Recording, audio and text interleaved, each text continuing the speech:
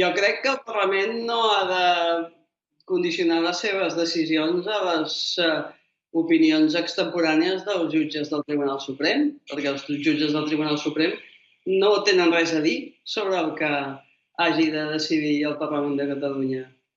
Em sembla que, diguem-ne, condicionar el que hagi de decidir el Parlament de Catalunya a les decisions d'un jutge del Tribunal Suprem que clarament està actuant de forma política i totalment desajustada a dret, doncs no ha de ser el que condicioni les decisions del Parlament de Catalunya.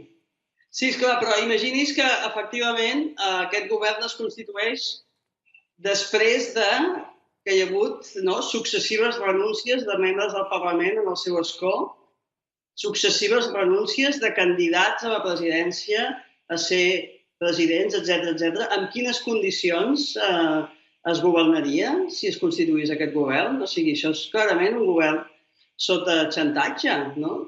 D'això se'n pot dir un govern? Jo crec que no. Jo crec que si per constituir un govern s'han de fer el Parlament de Catalunya ha de deixar de ser el Parlament de Catalunya, potser no val la pena.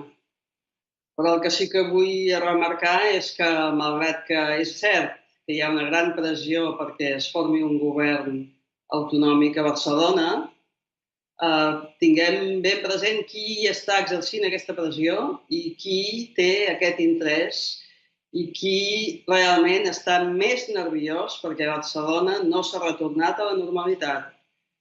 I a mi em sembla que no hi ha dubte sobre això. El govern Rajoy, els que van executar el 155, estan desesperats perquè Barcelona es torni a la normalitat. I la normalitat, per ells, què és? És que el Parlament de Catalunya es doblegui i constitueixi un govern obedient. Això serà la normalitat si és que s'hi arriba. Un govern obedient. Jo crec que això a nosaltres no ens convé.